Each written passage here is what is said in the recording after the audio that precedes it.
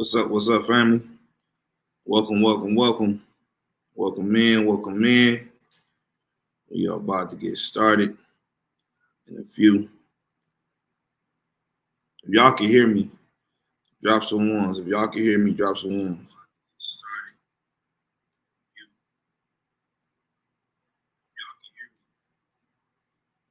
All right, sound good, sound good.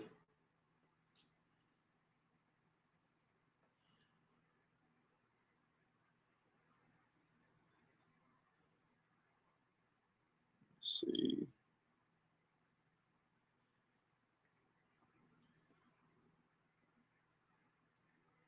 Make sure y'all share, like, and comment. Share, like, comment, and subscribe. Share, like, comment, and subscribe.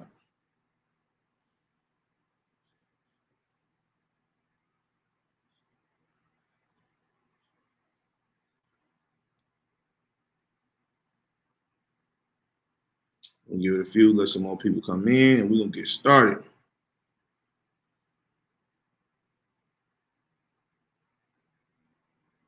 Make sure y'all share, like, and subscribe.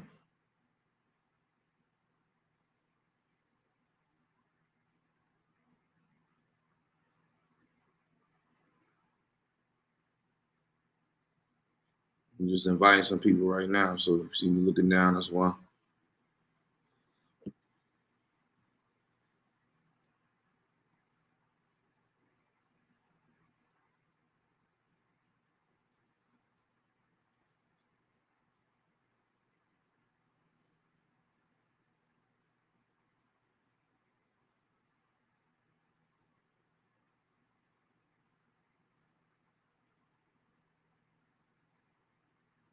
All right. Can everybody see my screen? Well, can y'all see my screen? We about to get started.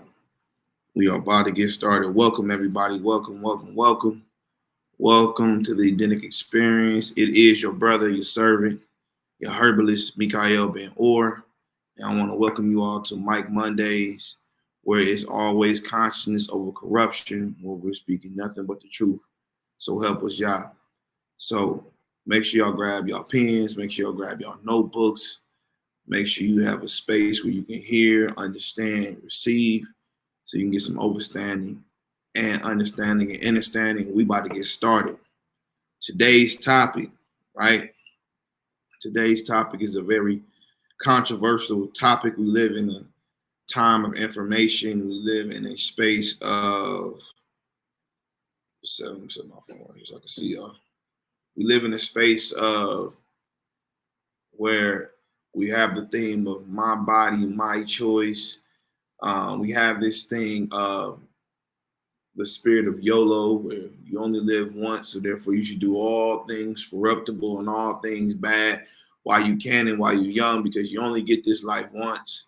And we're not thinking about the longevity of things. We're not thinking about how it affects not only us later down the line, but even those for those who aspire to have children or a husband or wife or a spouse, how your health actually affects them and how they, if you are not taking care of yourself, how you by default put the onus and responsibility on them to take care of your grown behind who could not make the conscious and not the corruptible choice of being more attentive and paying more attention to what you eat and what you consume and understanding what you should consume so you can have longevity of life.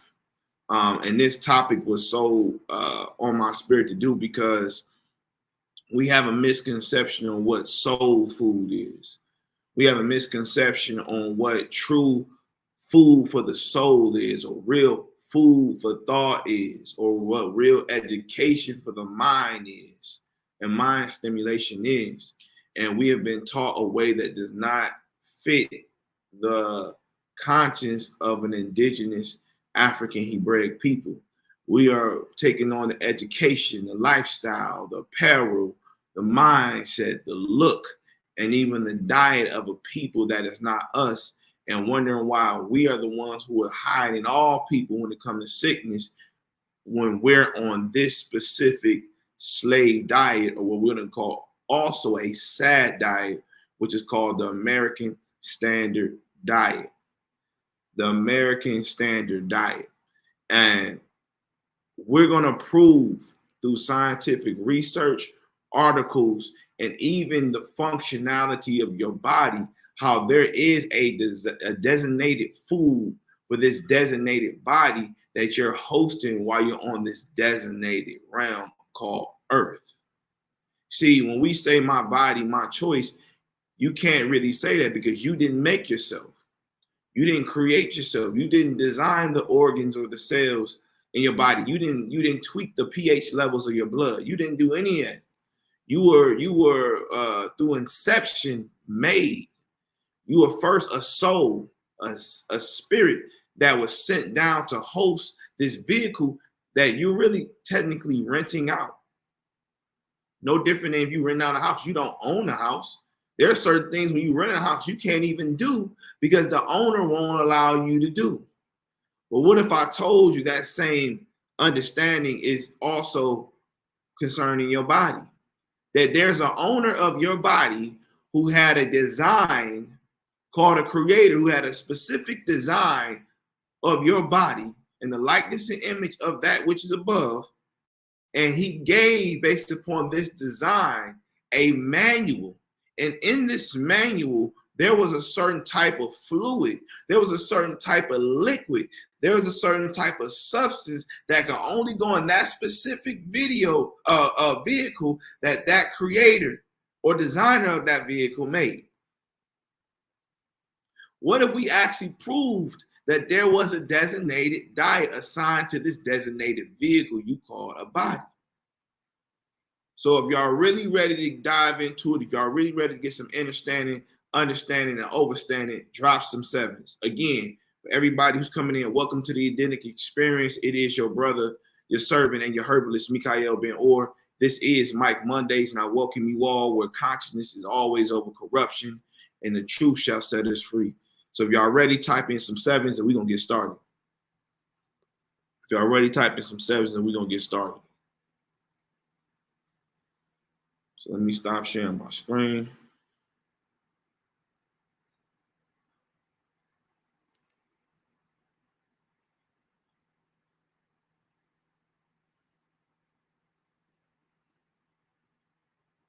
Welcome, welcome, welcome, Chanel. I see you in the house.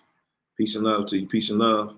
Anybody else who's watching, peace and love to you all. Anybody who may be watching this feedback, peace and love. I pray nothing but abundance, healing, peace, love, joy, happiness, long suffering, and mercy upon all y'all lives in this time that we're living in, right? Where everything that we touch, everything that we wear, everything that we watch, everything that we listen to is corrupt. And may the consciousness of the Creator dwell in and around all of you all so that we can truly lift the veil of this corruptible matrix we call the world or society. So let's get started. Let's get started. So now we're going to dive into history first, right?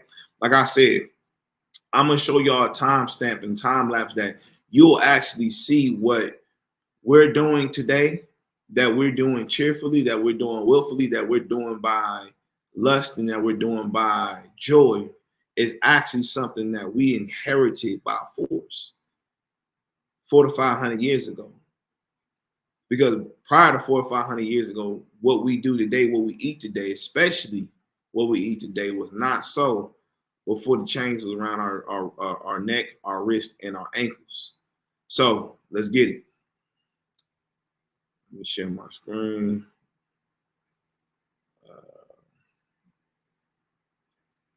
And just so y'all can see the article, right? I never wanted to just show y'all nothing y'all don't know. So this was an article put in Message magazine, right? This is by so this is a doctor. This is a straight up doctor, Dr. Columbus Batiste and Dr. Eric Walsh. The article is called Slave Food, The Last Barrier to Freedom. See that? Slave Food, The Last Barrier to Freedom. This article was published in February 2021. I want to show y'all my source so y'all know I'm just not pulling anything out of my hat. This is coming from doctoral scientific research and how what we do today was inherently passed on to us. So let's get it, right? Because we have this notion that we can eat whatever we want. Religion has taught us that we can eat whatever we want. We save by grace and all this other stuff. It has taught us that certain foods is good for us, whether that be to yield protein, whether that be to yield energy, whether that be to yield strong bones, not realizing that you've been lied to, and it's actually have done the total opposite. It has made you actually weaker. It has actually brittled your bones, right? It has actually made you more sluggish, what we call itis, or what we call negroitis, versus energetic. It has actually been the total and utter opposite of what they had told you it would do for you versus what you were looking for. And there is a diabolical plot and reason for that. And we're going to get into that right now.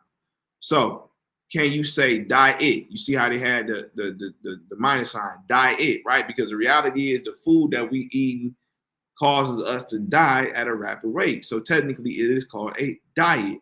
So what does this analysis of racial disparity and systematic racism have to do with slave food?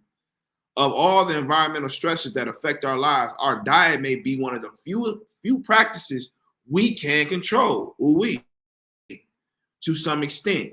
And we have unwittingly passed down dietary preferences that are rationalized or racialized and induce illness and disease. So you see they're popping off the article telling you that the diets that we see today first initiated through environmental that affected our lives.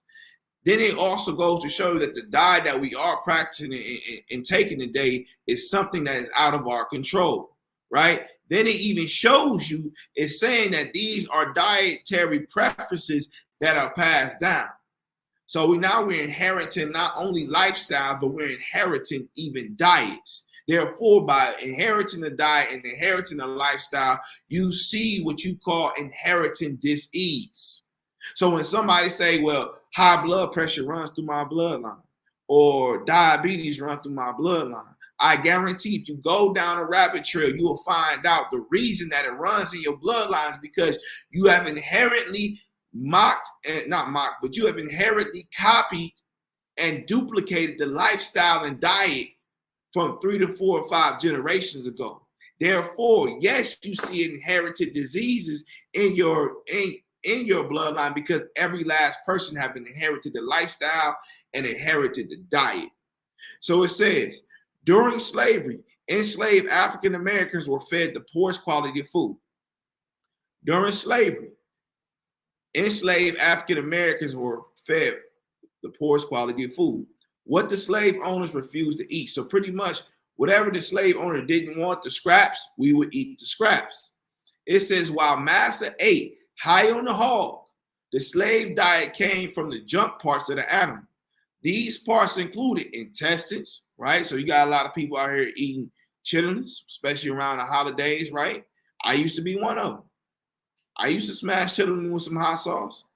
But when you realize, you start digging deep down, like what you're really eating, you're actually eating the very thing that the waste of the food and the poop is going through. So you're literally eating intestinal poop. And we've been taught that that's okay. It's okay to eat a couple times a day, right? It's okay, or a couple times a year. It's okay to do that. Next thing, feet. I know I have family members who ate pig feet. I'm pretty sure some of y'all have pig feet. Guess what? These are the things that was considered the scraps for the slaves.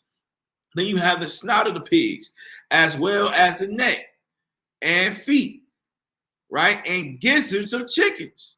Biblically, all of the pig is unclean. So now, keep in mind, not only did they give you a religion that was skewed in its most sincere way, but then they gave you a diet that actually inherently goes against the religion. If you actually read in the actual scriptural writings, this actually goes against the very scriptures that Christian pastors teach. So they're not only force feeding you religion, but they're force feeding you a diet that goes against the religion. So that shows you right there, it's hypocrisy and chaos within that. So it says, biblically, all of the pig is unclean. And from a nutritional standpoint, there may have not been much difference in the foot, slave's food, or the loins, master's food of a pig per se. However, from a caloric standpoint, there would have been a significant difference. So they're saying, as far as the benefit of the actual food itself, there's no difference. But when it came to actual, what they call calories or energetic minerals, there was a major difference.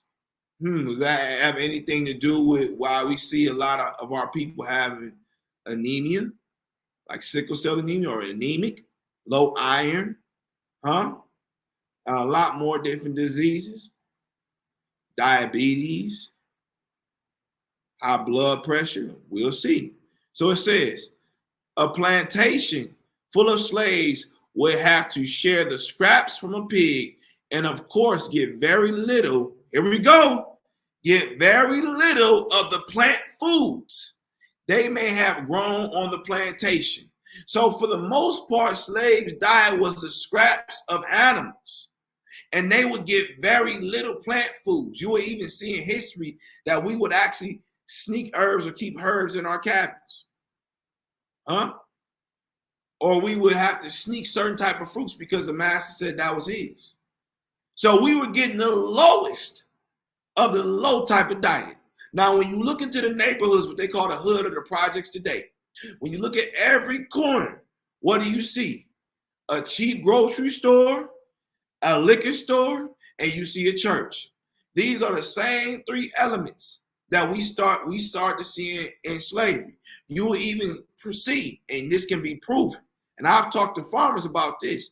When it came to the grocery stores in the hood, they would get the lowest quality and almost damn near expired meat in the hoods. This is the same method of treatment that we received in slavery. So you see those while you see a lot of poverty-stricken, impoverished people in the hood, it's because they have a impoverished diet with low nutritional, high diabolical foods.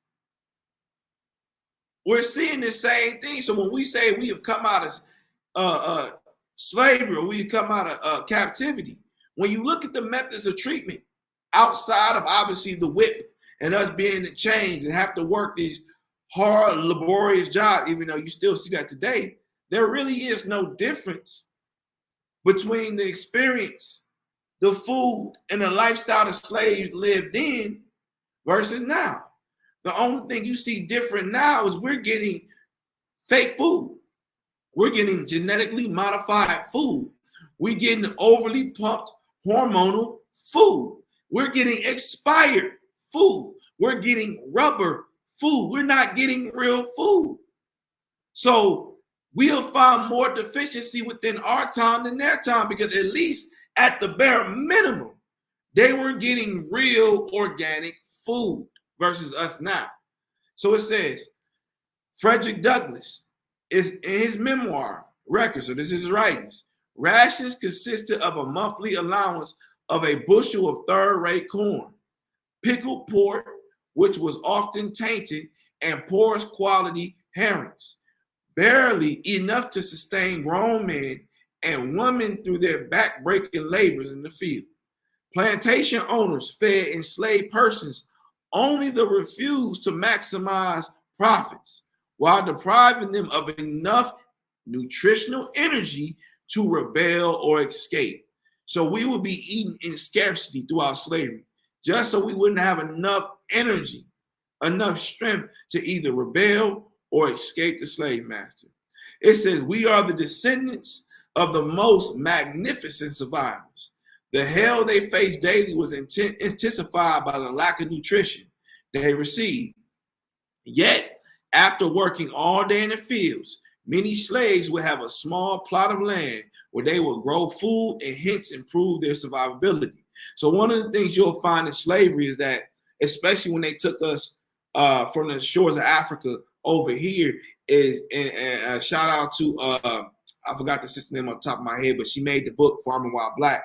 She goes into great folktale or stories about our ancestors going over the trips. And one of the stories I love when she tells is actually how our ancestors, as they were taking, what they would grab along the way was seeds, and they would actually braid the seeds within their hair so they can actually have some type of food from home. So when we had the opportunity, we had a little piece of land, we would actually sneak to grow our own food. And this is how we started to improve our health just a little bit, or at least survive it. At least survive it, right? So agriculture played a major part of our survival. We're going to talk about that because we have a thing in the Black community where, well, all praise to the Most High. It is coming back, but we have a thing of not wanting to grow our own food or farm no more. We look down on farming. We think that's a poor man's job. We think that's not real work, when you don't realize that there's not anything that you can do, whether that be clothes, medicine, or natural food. You could not do any of that or have any of that without a farmer. Farmers is one of the most important, if not the most important people when it comes to the economical rise or fall of any community or nation. So understand that we are agriculturalist people. We are a people who understood the science and nature of food and the benefits and the nutrition of foods. We weren't just dumb people who were eating food and didn't have no type of science or information behind it. They knew that, which is why they didn't bring our food. They didn't bring our food with us. They didn't bring our education with us. They didn't bring our spirituality with us. They didn't bring the God that we serve from the perspective that we saw it. They didn't bring our perspective of culture, love, marriage. We left a lot of those ideologies, spiritual practices, and cultural implementations back home. And they started to not only corrupt our ways, but even started to transition our ways from ours to their own, which was nothing but a way to keep us as mental slaves, right? So understand that everything down from the mind down to the food was a plot to keep you docile. So when it said that it was intensified by lack of nutrition, it was also intensified by lack of education, because he who controls the information and food controls the people. He who controls the food and information controls the people. And they understood this. So when we're going to their educational institutions, when we're going to their grocery stores, when we're going to their stores for clothing, when we're going to their stores for medicine, when we're going to their stores for any type of economical help, we are putting ourselves in a crippling position to constantly be the one who is being lended to. We're constantly being the borrower and not the lender. We're constantly being the tail and not the head. And all this plays a significant amount of understanding when it comes to the growth, development, liberation, redemption, and freedom of our people. And yes, food is included with that. So it says, the challenge of good nutrition did not stop our ancestors from building this country and contributing significantly to every part of its beginnings or of its beings. Slave food for thought. Today's slave food is extremely profitable. Again, today's slave food is extremely profitable. It exists in the form of highly processed food-like substances and poorly raised animal products. I'm going to say it again. What makes this country, which is really a business, America is a business. What makes this business or corporation called America so successful and so profitable that the main product that it sells is slave food. It exists in the form of highly processed. So meaning food that was not only manipulated, but also chemically made, food-like substances, and poorly raised animal products. See, and that's another thing y'all have to understand. You got to understand how they're raising these animals. They're feeding these cows Skittles, cereal, bull crap. And then how they treating these animals is causing them to release a stress hormone, which at the end makes the food toxic in the first place. And then they're slaughtering these animals very violently, which causing them to release a toxic hormone in their body. And then they're having the meat sit there for days on end, weeks on end. I even know for a fact with my own eyes and own ears, we'll have it sit there for a year on end. And then we'll turn around and sell it to the most lowliest and corrupted, impoverished places in America, in the Black neighborhood. And because it's cheap to you, you buy into it. Because it's affordable based upon your poverty lifestyle, you will eat it. And no, it's not all your fault, but you should be educated on at least what you're getting fed. And I guarantee you, if you do the price right and you actually price it right, you will actually see that how much you spend on these low quality foods and grocery stores, you can actually use that same money to start your own garden. I challenge you. I challenge you. Or even better, if you're going to go to these low quality stores and buy food, when you start eating your fruits and vegetables, at least till you're able to afford good quality seeds, start taking the seeds out of the food and you start to grow your own food. That's the way that you can still be able to afford your food and at least start your own garden within your house. You don't need a lot of land to do it. You don't need even a house to do it. There are so many forms of how to grow your food that it's crazy. You got hydroponics. You can grow food inside the house. It's possible. It's possible. So we are without excuse in this day and time when it comes to being in charge of our food, our clothes, our education. We have enough doctors. We have enough educators. We have enough sewers. We have enough knitters. We have enough farmers. We have enough industrious people within our own community that we can start creating these institutions that could be in its most organic form. But because we're scared to be the head, and because we're scared to resource each other and bring our resources together to create something that's bigger than ourselves that will be passed down from generation down the line, we can't get nowhere. On top of having that self-centered narcissistic spirit that we unfortunately have inherited from our oppressors. You see that? So we have to totally move away from all things that's concerning those who enslaved us in the mind, spirit, and body. So it says, this food keeps us from being liberated from the modern day plantation of ill health and short lives. We now consume enough malnutrition to exist, but not enough to empower folks to rise up and fight for a better life. Wouldn't it be interesting to hear Frederick Douglass's thoughts on the diet of many of us today? Just as the institution of slavery was subsidized by the government that allowed it, so today are the chains of poor health subsidized by tax dollars for genetically modifying crops such as corn, soy, wheat, grown by big agriculture. This food is linked with animal products and produced in unhealthy and unethical ways, just like I told y'all.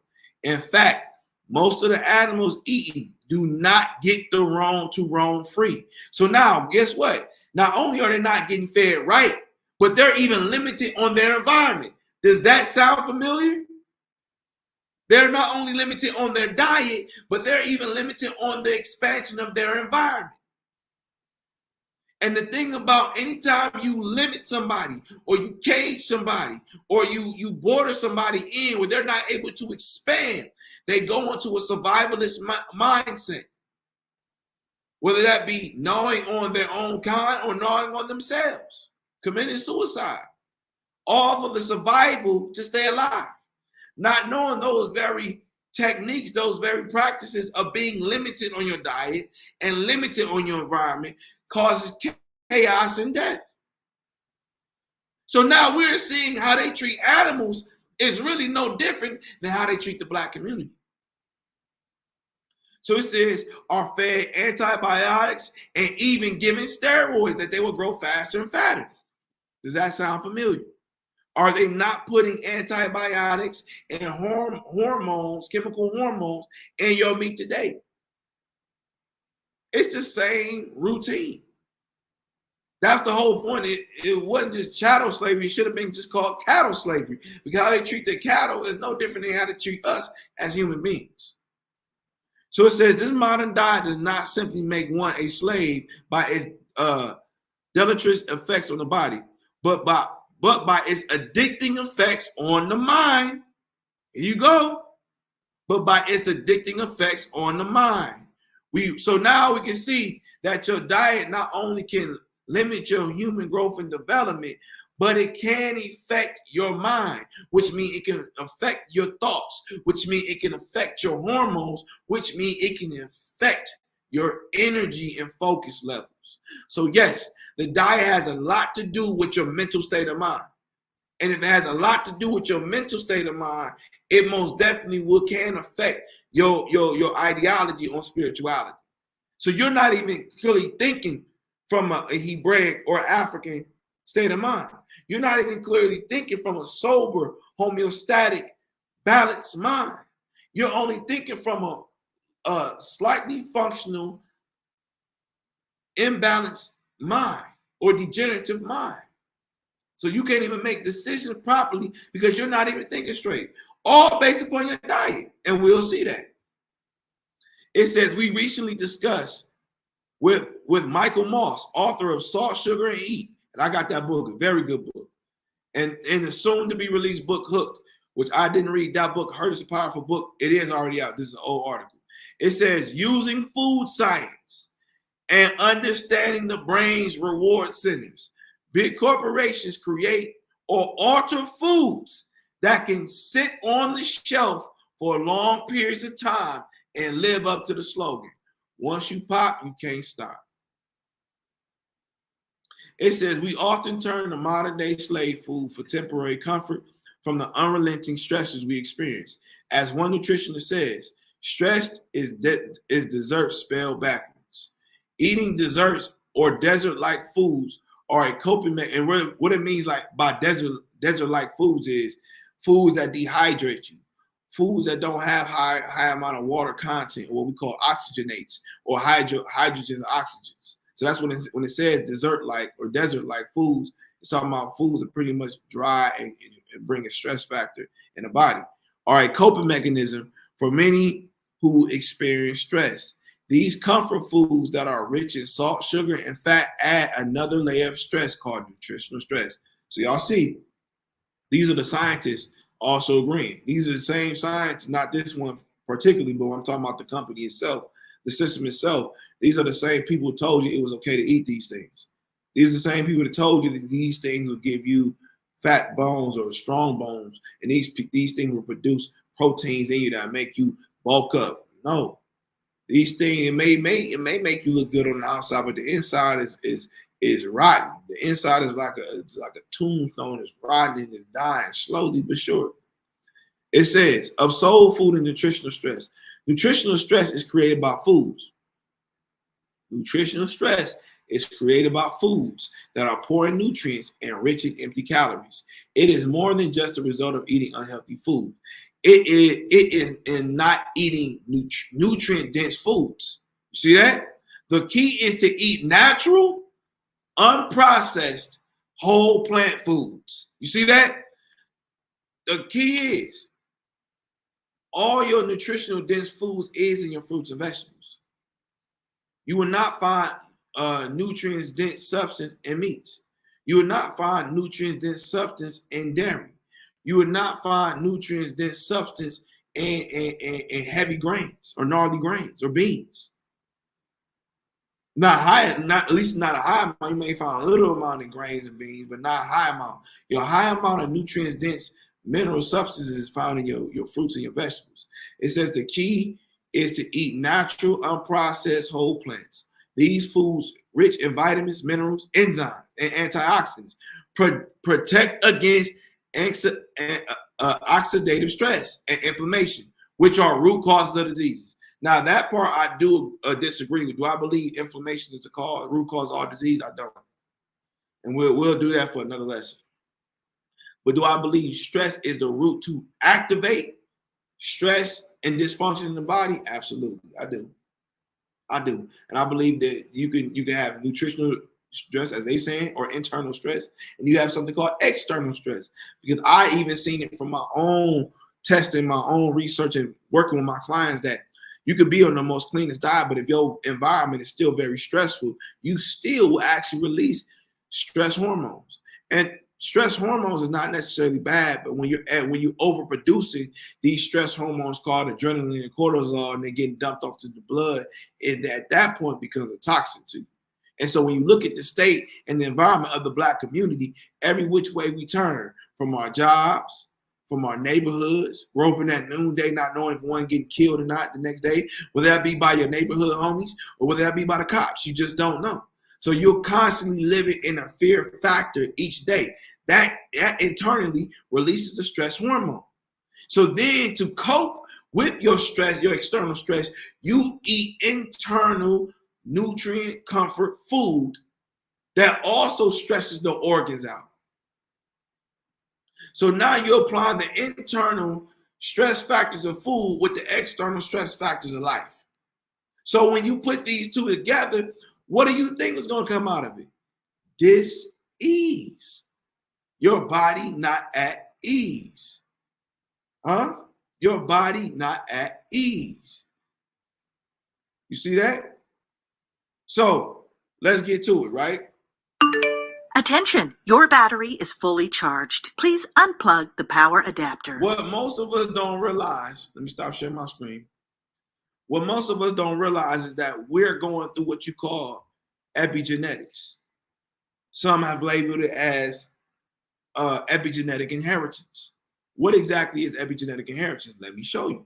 I told you I'm gonna prove. The whole reason we're doing this on YouTube now is so that you can see actual articles from doctors and scientists that saying these things that I've been telling y'all for a minute now. That I've been telling. So y'all won't think it's just me coming out because unfortunately for our people, and I'm not saying this is everybody, so don't take this the wrong way. But unfortunately for our people, because you don't have a certain skin complexion, or you may not have a certain so-called paper that labels you as this high stature in this witchcraft pharmaceutical company or organization or institution, that by itself discredits you. So when we're in this space of showing information, I saw it best if I show you from the scientists that you all validate, from the doctors that you all validate, that they are saying the same exact things that I've been telling y'all for a minute now. So let's get to it. We're going to talk about epigenetics. Epigenetics, right? And when it comes to epigenetics, I don't know if he's the father of the actual understanding or the founder of the understanding when it comes to being the creator of this label, but this was first spoke about by a doctor named Bruce Lipton. Bruce Lipton.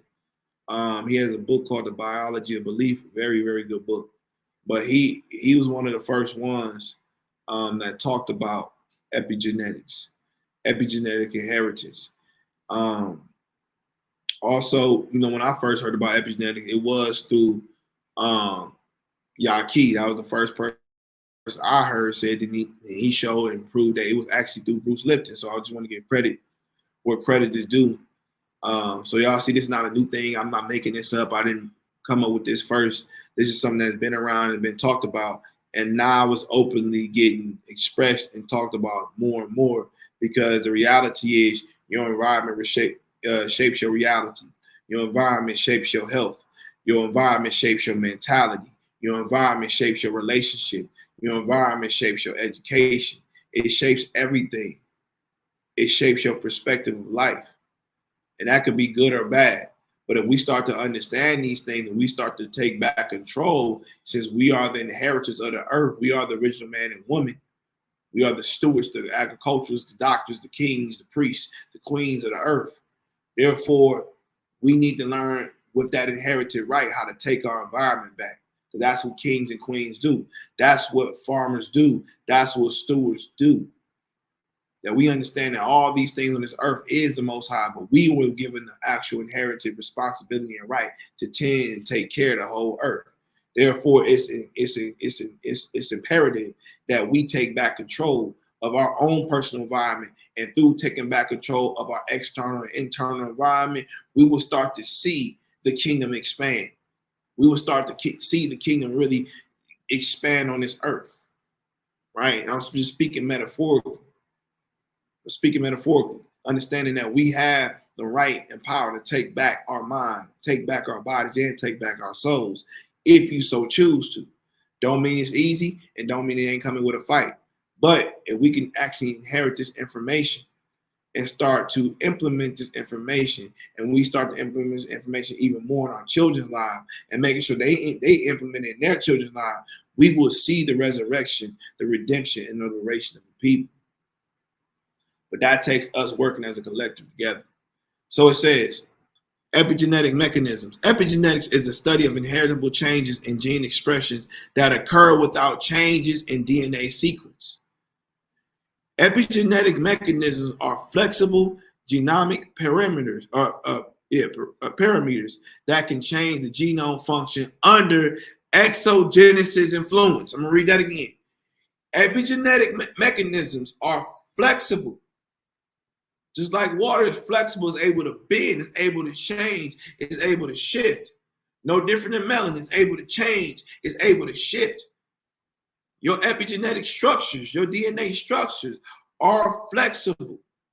They have a genomic parameters or parameters that can change genome functions under exogenous influence. When you look up what exogenous means external influences. There's only two external influences. That's your environment, which is, it can be a traumatic event, or it can be a happy event, or a very memorial event, right? And it said it could be food. So let's put this in proper perspective.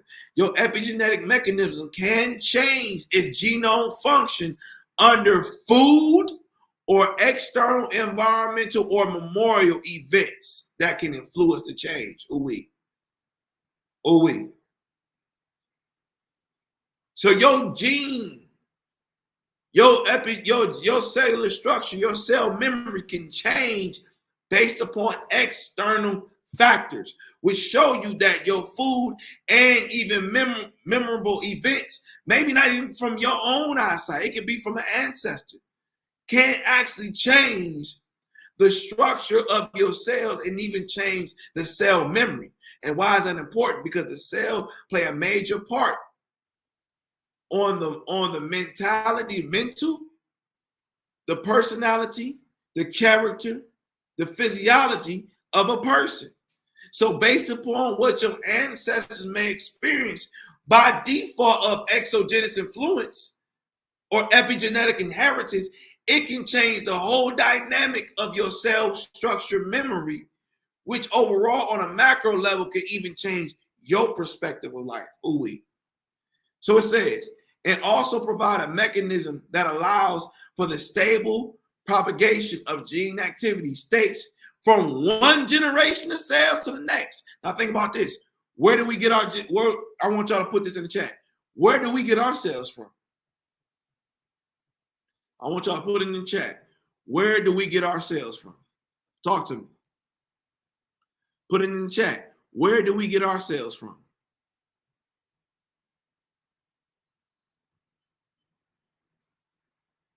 Make sure y'all share, like, and subscribe. Share this with your family, your friends, your children, your auntie, your parents. Make sure y'all share this. Where do we get, come on, somebody answer me. Where do we get our cells from? When we come into this earth and we're born, and we come out as this baby with one head, two arms, two knees, two elbows, 2 feet, 2 legs. And these macro elements are made of microcosms called cells. Where do we get our cells that give us our gene expression, that give us our personality, that give us our character, that give us our physiology? Where do we get our cells from? Parents. So by definition, good job, Chanel. I'm glad you followed along. So by definition, what your parents experience based upon their exogenous influence and what their parents experience and their parents and all the way down the line, you can inherently receive through epigenetic cellular structures. This is proven by science that your gene activity based upon your exogenous influences can pass from one generation to the next, which means you could be one who's dealing with anxiety. You may find out that somewhere down the line that there was somebody in your bloodline that dealt with anxiety. Therefore, if there's somebody in your bloodline that dealt with anxiety, there has to be a root of why they dealt with anxiety. And I guarantee you go deep enough, you'll find the same exogenous influence that caused them to have anxiety is probably the same exogenous influence that caused you to have anxiety. Let's go to one that's most common, herpes. So yes, sexually transmitted diseases can be passed down to children. We've seen it. Yes, that means degenerative cells or cancer cells, which every last one of us in this time frame, we all have dormant cancerous cells. Some of us have activated those cancerous cells due to the epigenetic inherited diet and lifestyle. So because the lifestyle and diet has been passed on to you, the cancer cell have now been activated in you. Y'all, this is all in your face and they're not telling y'all. They're not telling y'all. So when you see, when it comes to July 4th, when it comes to Thanksgiving, when it comes to Christmas, when it comes to Valentine's Day, when it comes to Memorial Day, the main things you're going to see: pork, chicken, beef, ribs, chocolate, sweets. All the same thing that we saw, and you're going to see the same scraps: pig feet, chitterlings, the intestines of a pig, the stomach of a pig. Some of us even go down the far and I saw, and I was going to show it tonight, but I'm not going to show it. But even oxtails, you'll find that oxtails, especially made in America, comes from an ox's butt. Those were the same scraps we felt. Our brothers and sisters who come from Jamaica, they was feeding them the scraps in Jamaica, that same thing. They have inherited that. So you see that we are inheriting the same scrap, acidic, sad diet that was forced upon us in slavery, and we willfully do it and say, in the name of gathering with our family, I'm going to eat this food. In the name of gathering my family, I'm going to eat this food. In the name of what my parents taught me and how they groomed me, I'm going to eat this food. And the sad part about it is a lot of us will open our mouth to say, well, I know this ain't good for me, but I know this ain't good for me, but I'm going to just eat this. I know what it is. I ain't trying to hear it right. So we even consciously at times know that we're eating bad and know that we're eating corrupt, and we're not eating with conscience. This is why I said this is where consciousness will be over corruption. Because we're going to eat, we're going to talk, we're going to dress with conscience that represent a royal people, that represent a people that's healthy, that represent a people that's whole, that represent a people that truly know what love is, that truly know what family is, that truly know what culture is, that truly know what tribalism is. Because all these things have everything to do while we're broken up in mind, body, and spirit. So it says, also provide a mechanism that allows for the stable propagation of gene activity states from one generation of cells to the next. There are at least two kinds of epigenetic information that can be inherited with chromosome. And chromosome, you get your chromosome, 23 chromosomes from your parents, one from your father, and 23 from your father, 23 from your mother. See that? So that's going through other thing. We'll get to that later. So now that we've proven, not only have we proven the diet that was given us to slave, but now we're seeing that we have inherited a lifestyle and diet that actually have made us a degenerative people today, that have made us a cognitive dissonance type of people today, based upon the environmental influence and inheritance of that environment that we have received in this day, which means our generation, I've always said, I said this for the last 8 years, I believe those between the ages of 18 and 35, meaning those who were born in 1989 to I say 96. That's me being fair. I usually say 95, but I say 96. Those who were born, you will see there's a reason that we're called the Generation X. And you actually look at what Generation X means. It's a generation of conscious people. It's a generation of leaders. It's a generation of thinkers. It's a generation of liberators. And when you see today, when it comes to this conscious wave of understanding who we are, what we are, why we are, and change the narrative of not being a docile people, right? You have the phrase out there talking about, I am not my ancestors. I will lay hands on you, right? Because we're not taking that crap no more. We're no longer being subjugated by force to be under master and be okay with working a 9 to 5 that does not benefit us nothing. We're not okay with eating slave food, knowing that it's dismantling our health. We're not okay with with school to prison pipelines. We're creating homeschool programs now. We're creating our own institutions now. You see them. If you really pay attention, when it comes to moving on this economical level of those who really doing something, all these people are ranging from the ages of 18 to 35. When you see the youngest, this is the biggest time when you see the youngest people becoming millionaires and billionaires. This is the most you'll ever see young people making that much money. Before that, you really didn't see it until you hit like 35 or above. We are the generation of change. We are the generation not laying down no more. We are the generation that's gonna fight back. We are the generation that's gonna lay hands on you like Nehemiah. We are the generation that's gonna speak up for truth and not compromise for nothing. See, we're not just depending on one leader here and one leader there no more. We're not waiting on no Malcolm X or no Martin Luther King no more, no Marcus Garvey no more. And shout out to them. They did some phenomenal work. But we're organizing now. We're tribing up now. We're thinking from a nationalistic level. We're thinking from a global level. We're thinking from an earthly inherited level of the whole world. Because the reality is the original people who inherited the earth was the melanated copper people. It was. It was. And it is our duty, and it is our right, and it is our calling to make sure that heaven, as in heaven, so on earth. You see that? So it's time that we take it back. Understanding even the clothes that you wear cause disease, especially if you're wearing polyester. Polyester is nothing but a chemicalized mixed fabric that corrupts and distorts the frequency in the fabrics, which don't even allow your skin to properly breathe. And it really suffocates your cells. It suffocates your pores. So you're not even able to properly eliminate because of the type of fabric that you're wearing called polyester. See that? It's that deep that even down to your clothes, even down to the soles of your feet, can cause or make or break your health.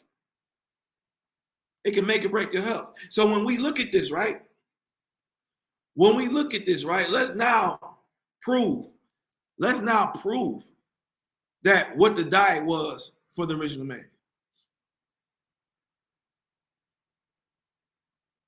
Make sure y'all click, like, and subscribe. Share, comment, share with your families, y'all. Everybody need to hear this information. Everybody. Let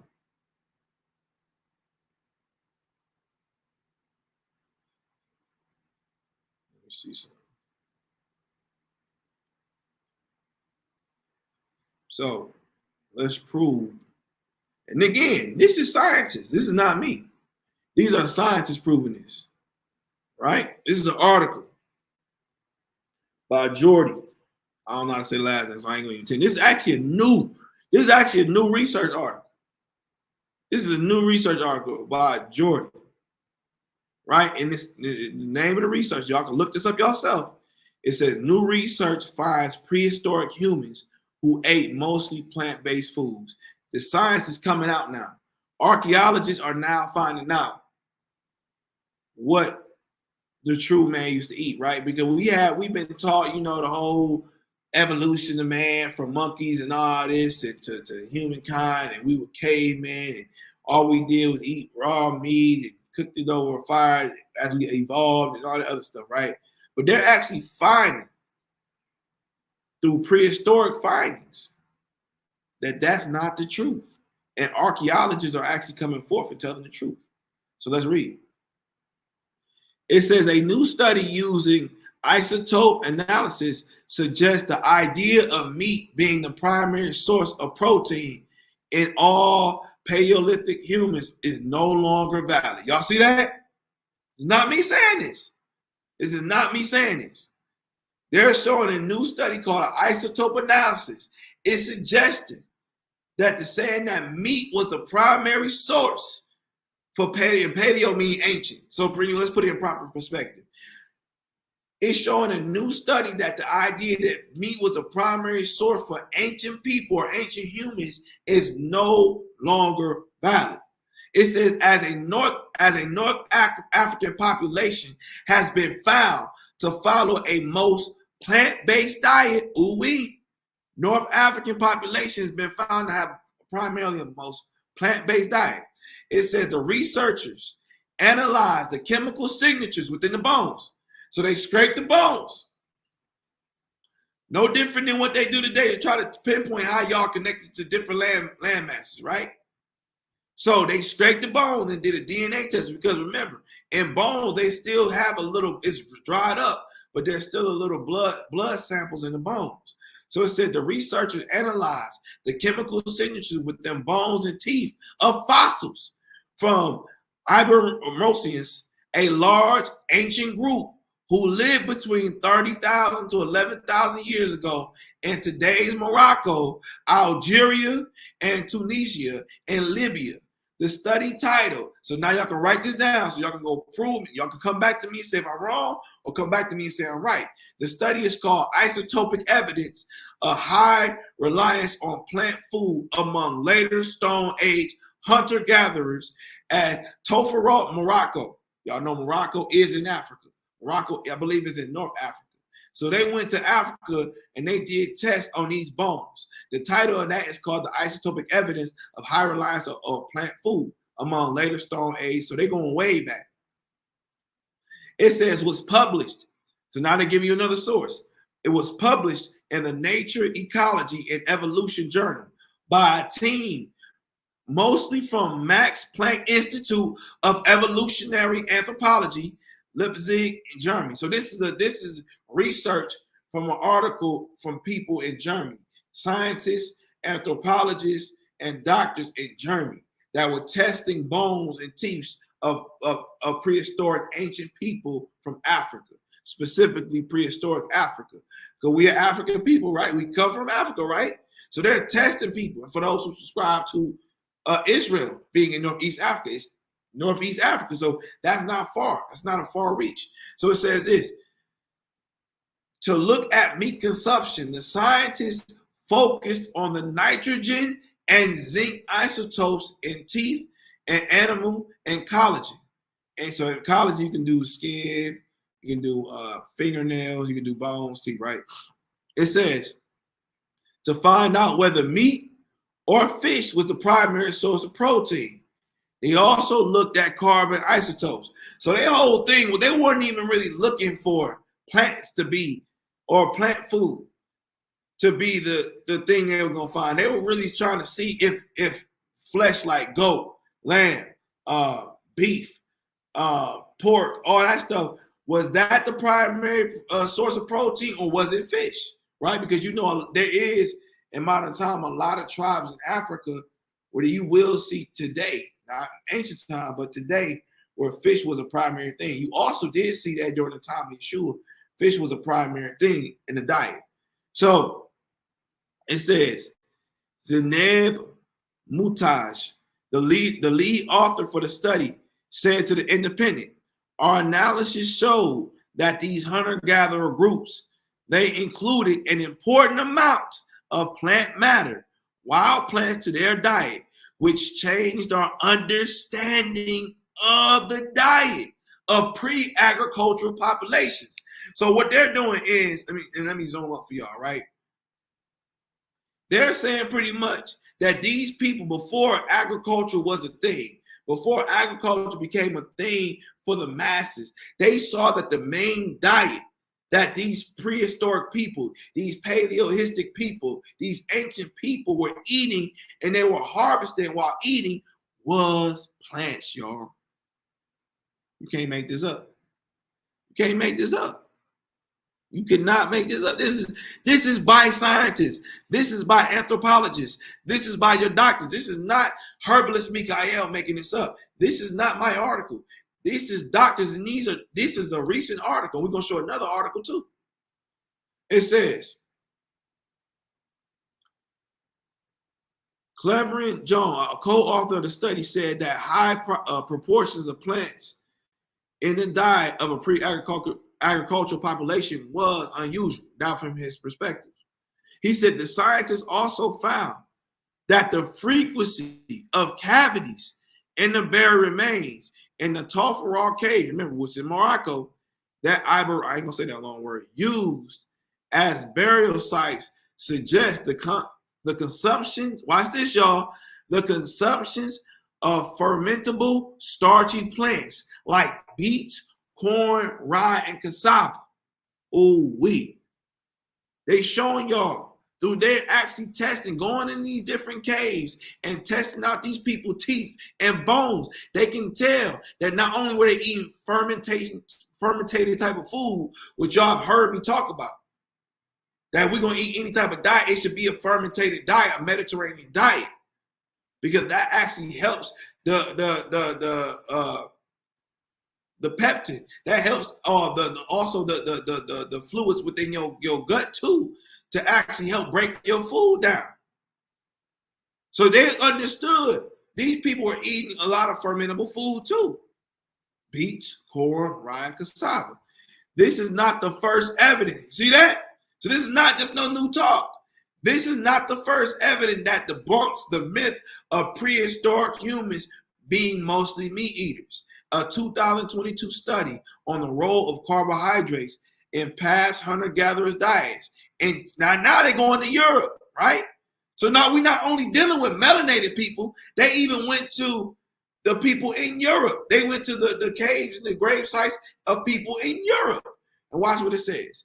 It said, in temperate Europe concluded that the carbohydrate and energy content of wild roots and rhizomes can be higher than any cultivated potatoes, showing that they could have been provided a major carbohydrate and energy source for hunter-gatherers in Mesolithic Europe. This conclusion was supported by more recent studies. So they're not the only people. I'm not the only people. Other herbalists and doctors not the only people that found that not only, and we'll go into it, that not only when your Bible tells you that the Most High gave man fruits and vegetables that bear seed within itself for food, or what it says is meat, which means food. But they're shown by scientific evidence before prehistoric agriculture and even during the late Stone Age that the primary diet of not only those in Africa, but also those in Europe was a plant-based diet. Cold cut and out. And it's showing more studies found remains of some of the 90 European plants with edible roots and tubers in a Mesolithic hunter-gatherer site on Harris. So they found a lot of vegetation in that part of the earth, in the western Isles of Scotland. Many of these plant foods will likely be underrepresented in an archaeological excavation as they are fragile and difficult to preserve, which explains why early paleontologists assumed. Now you see what he said? He said assumed meat eating was dominant. Let's go to another article.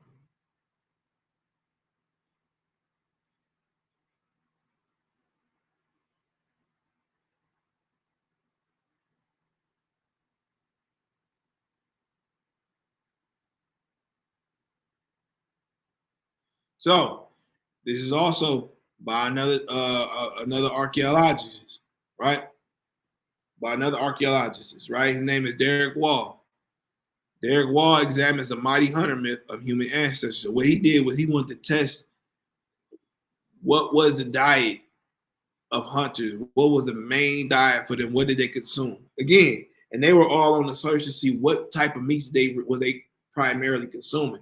They weren't really searching for they weren't really looking to see that they were going to find a vegetarian diet. It was just by way of examination that they found mostly plants that was consumed by these people. So let's go. It says, from the vegetarian, September, October 1988. So we see this is back before I was born. published by the Vegetarian Society of UK. Derek Wall, a BSc, studied archaeology at the Institute of Archaeology, which is part of London University. Archaeology and vegetarianism are at first sight a rather unlikely combination. He's saying it's an unlikely combination because simply they did not believe that you were going to find a particle evidence that these people were consuming mostly vegetation. They just didn't, which tells you when they first came out with this myth, it was just that. It was a myth. They didn't do no real testing. They just assumed that's what it was. Like probably most of us, right? If you living in a cave, how much vegetation you think you're going to find? But little do we know, like, I mean, but at the end of the day, they lie so much about history, you don't know what's real and what's not, right? So it says, most people, if asked to consider the diet of our ancestors, would tend to conjure up images of cavemen roasting mammoth steaks or early medieval monarchs spitting venison on a roaring fire, not a lentil in sight. Many academics have taken these simplistic visions to their logical and dangerous conclusion. So this is a man who studied archaeology at the London University. He's telling you firsthand account that these people are giving you just a simplistic idea, really, a vision of what they believe, which is not technically logical. He's saying it's logical and dangerous conclusion because the reality is for us to find all this information from archaeology, scraping these people's bones and teeth to find all these vegetation, and y'all came back and talking about y'all they ate mostly meat. Y'all know by default they was lying.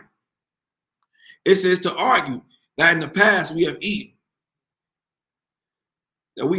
meat.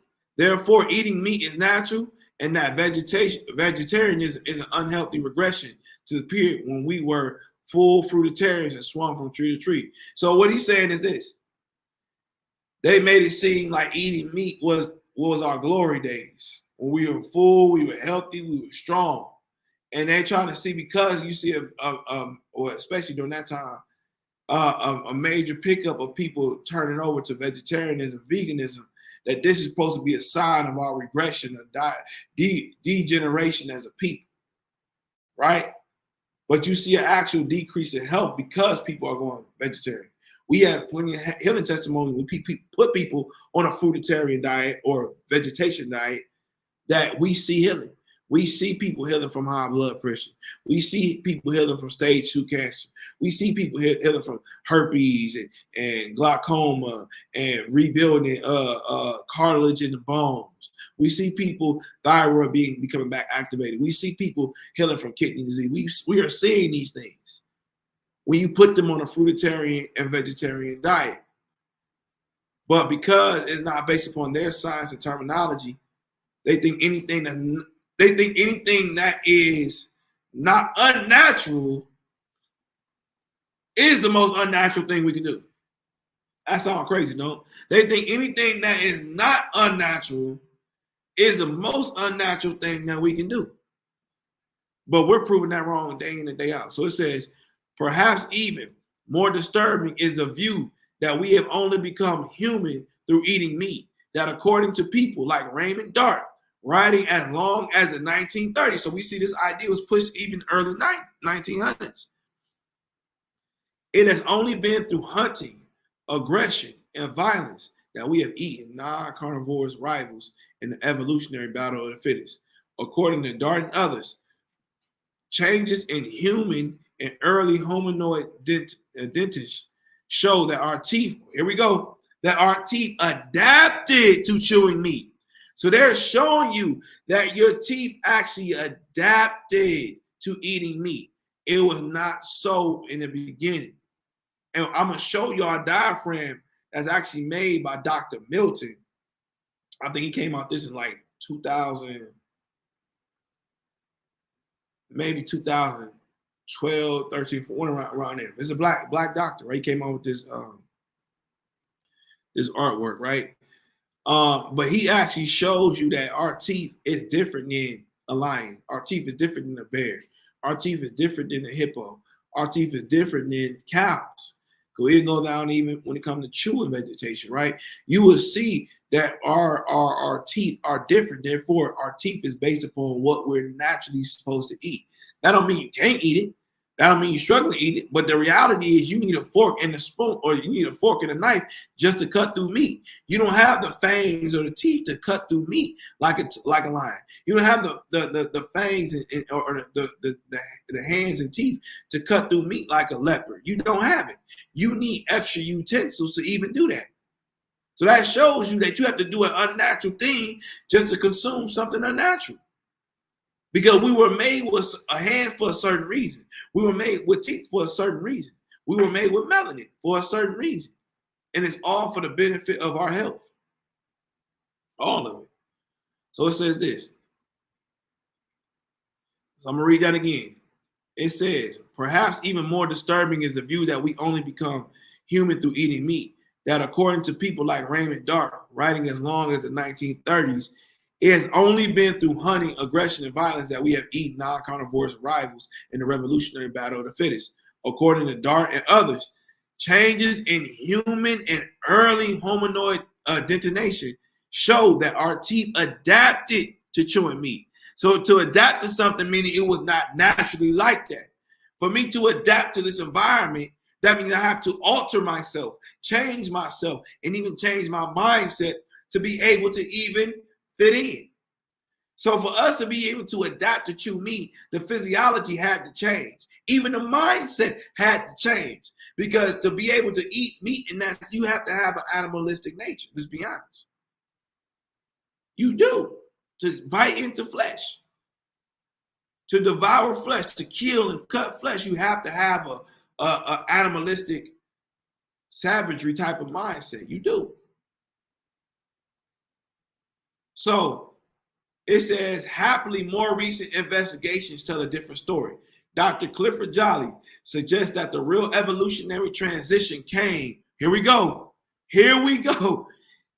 came when our ancestors left the tropical forests of Central Africa and took to the open savanna, shifting from a diet made up of mostly of fruit to one based on seeds and grains. Our ancestors' teeth adapting to cope with the relativity hard particles that needed a lot of grinding down before they could digest. This is the reason why you get food that you can't really break down caught in your teeth, because you don't have the grinders, you don't have the dentures, you don't have the teeth to actually grind it down. You don't. But you do have the teeth to grind down fruit. You do have the teeth to grind down certain vegetables. You do have the teeth to grind down seeds. But if you actually ate meat in its natural form, you don't have the teeth to grind it down. If you actually ate rice in its natural form, you don't have to grind it down. See, those things you literally have to manipulate just to eat. Versus fruits and vegetation and nuts or seeds, you don't have to do anything at all, and nature naturally yields it to you. You see that? If we think simplistically and we think by nature, nature is anything that is in harmony, anything that's natural. For you to have to do an unnatural thing to eat it shows you that by definition it's not natural. It's not natural.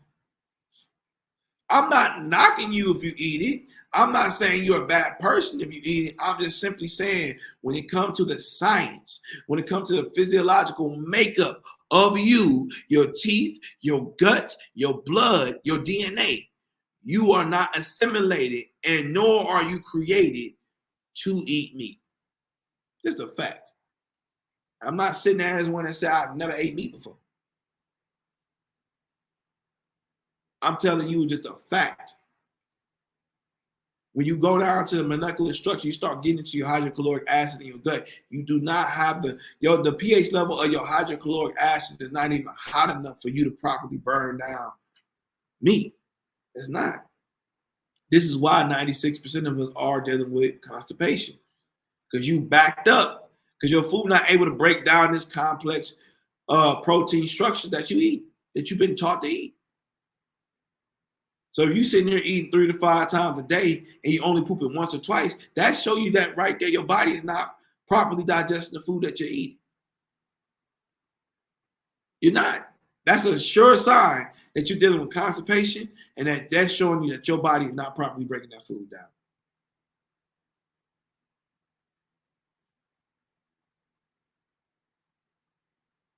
Let's keep going. Despite this, nutritionist John Yuckins claims that 99% of our existence, we have been hunters with an ideal diet where people tend to have quite high portion of meat. So what he's saying is, despite what this nutritionist is saying, he said Yuckins goes on to draw a conclusion that we suffer nutritional problems today, especially allergies, only to the extent we have shifted from all this animal diet with the occasion root or tuber thrown in. A major pitfall associated with this line of reasoning is the fact that much illness is caused by overconsumption of animal meats or animal fats. So it's telling you right here, a major pitfall associated with the line of reasoning is the fact that most of your illnesses is caused by the overconsumption of animal fats. So due to that is you dealing with heart disease, cancer, you're dealing with weight problems.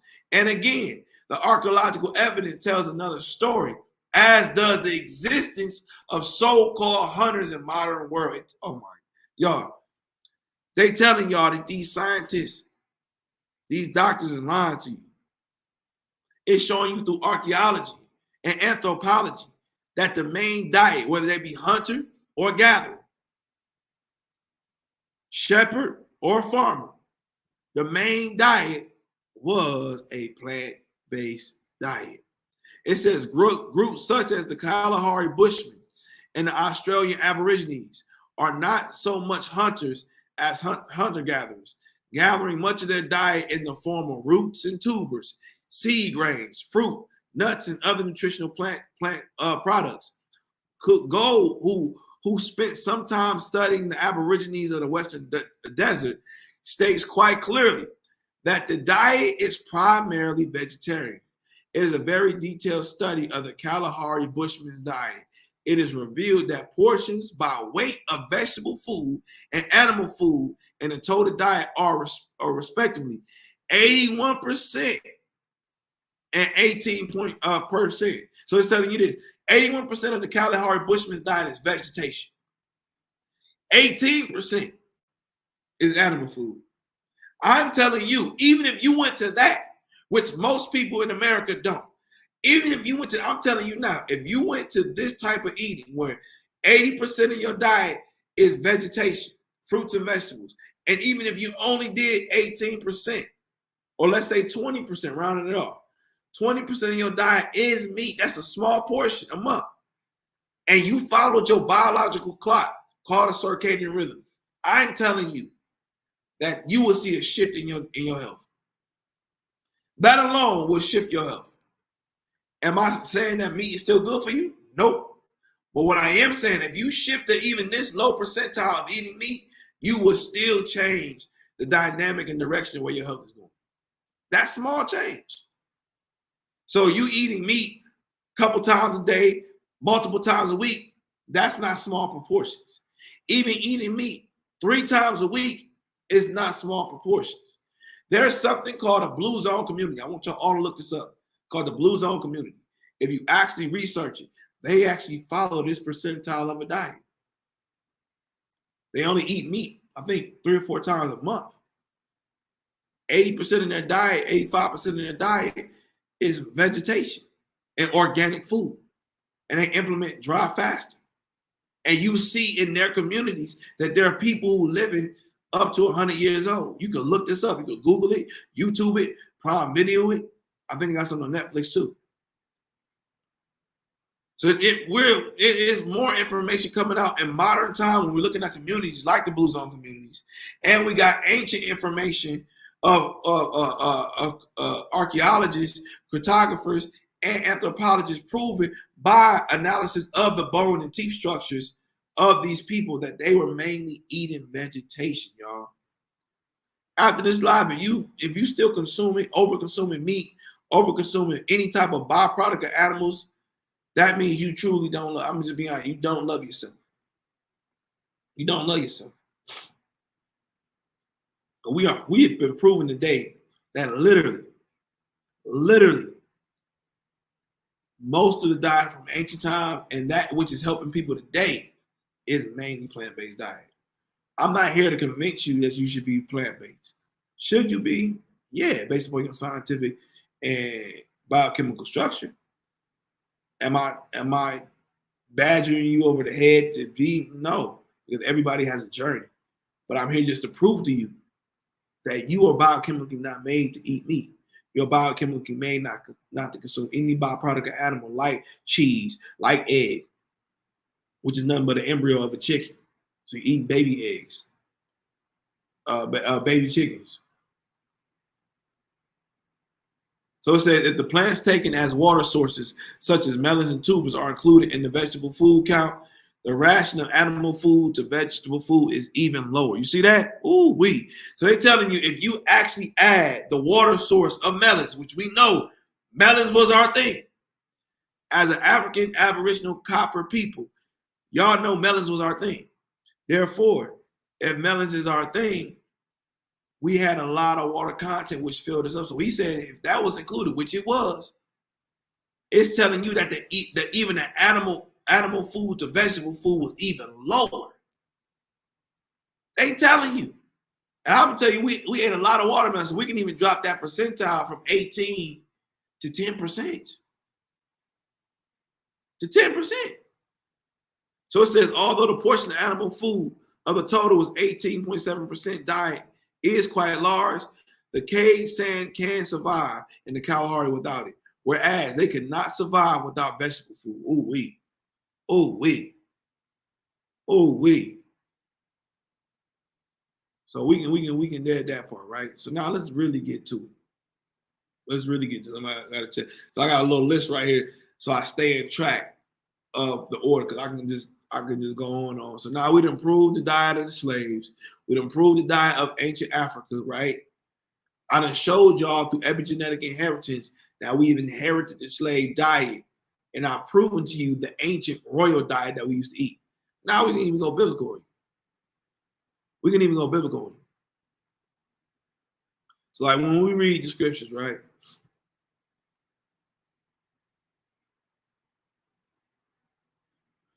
Right, when it came to Adam, right? Let's just get down to it. This is the book of Genesis, chapter 2. We're gonna start at 7. I'm just trying to show y'all even the signs behind making Adam.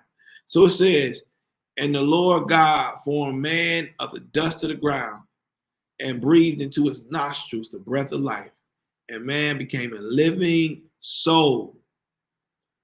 And we actually go first, right? It says, verse 6, it says, but there went up a mist from the earth. A mist, which is water. And y'all know anything about water, right? If you know anything about agriculture, when you wake up in the morning, the first thing you see on the ground is what? Dew. So it said this mist went up. It didn't come down. It went up. But there went up a mist from the earth. So that dew rose up. And it said it watered the whole face of the ground. So y'all know this is scientifically proven to be facts. The earth can't water itself without rain, without the heavens above. It's called dew. So it said the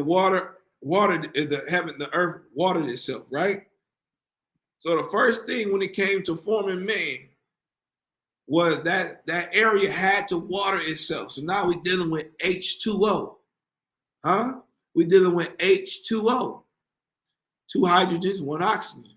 So this H2O composition watered the earth. And from that H2O composition, the Lord God formed man of the dust of the ground. Let's look at that word dust.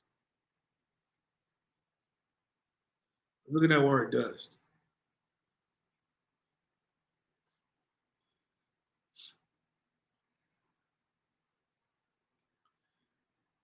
So he was made from what? Clay, earth, right? Mud.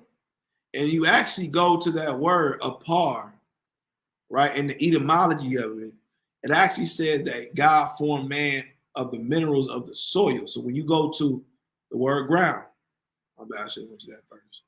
You go to the word ground. The root word, the word for ground is Adamah. Adamah, right? Which means ground, land, soil, right here, right? Soil. So man was made from the soil of the earth. Man was made from the soil of the earth, or the minerals of the soil, and breathed into his nostrils the breath of life, and man became a living soul. And I want to go to that word, nefesh, soul. Why is that important? When it says breath, what did it breathe into him? Breath. What is breath, y'all? Spirit, breathing. So we can look at your breath, a blast, vital breath, intellect. So your breath is a form of intellect. Breath is nothing but a dry form of oxygen. So the main mineral, and this is scientifically proven, we're going to go through it, right? So when he breathed into him this intellect, which is a form of spirit, which is a form of consciousness, right? He said man became a living soul, nefesh. So what does it say? So that man had an appetite. He became a consciousness. He had emotion and desire. He had passion, the breathing substance. So this is all the things, living being with the life thereof in the blood, seed of emotions, seed of appetites.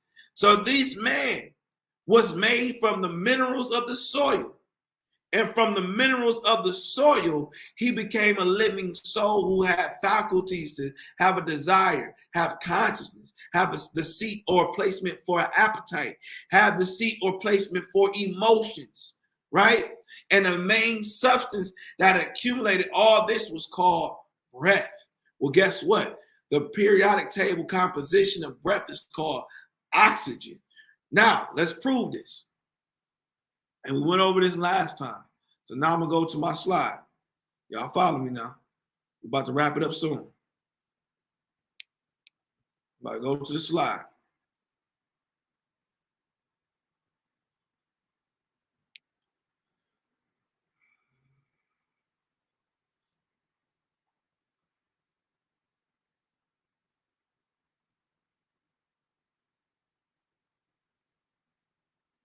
I'm going to skip around real quick. So, when you look at the mineral cell composition, right? The mineral composition of a cell is made up of electrons, which is negative charge, protons, which is a positive charge, neutrons, which is a balanced charge. These three agree in one and they work together. They utilize one another to make sure we bring balance to the cells. This cell mineralized composition is made up of carbon. You hear me? Carbon. Carbon. Carbon is a form of melanin. Melanin is a form of color. So it's made up of color or electricity. So that tells you one thing. If it's made up of color and it needs composition of color, we need colorful foods. Foods with melanin, like your bell peppers, like your tomatoes, like your onions, like your leafy greens, spinach, kale, collards, lettuce. All these things hold compositions of carbon or melanin. It needs the main mineral for the cell is oxygen. Interestingly enough, the only mineral that brings oxygen to the cells is iron phosphate. So now we're showing you the main minerals. We need food that's high in carbon, melanin. We need food that's high in iron phosphate, which means it has oxygen. If it has oxygen, that means by default it has water content. Because ain't that what water made up of? H2O, 2 hydrogens, 1 oxygen. But guess what? There's another form, a higher form of water content. And you can look this up. It's called H3O2.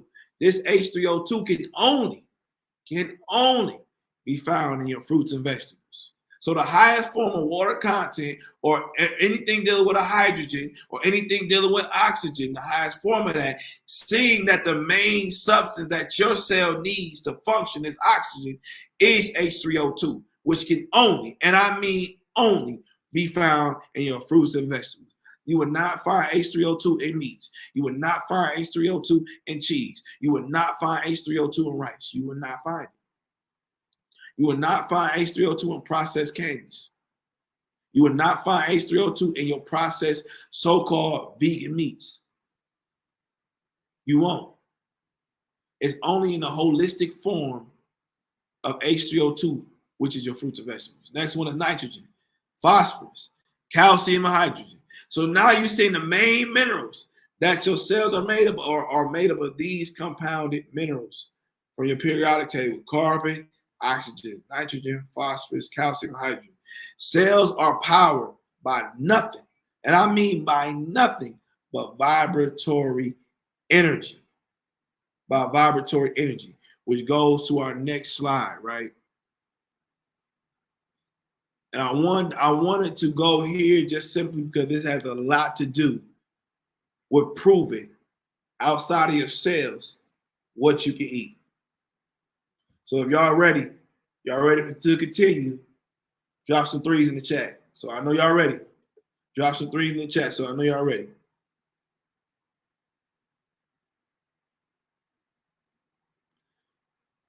I can't see y'all comments on my computer, so that's why I'm looking down. I'm looking from the phone.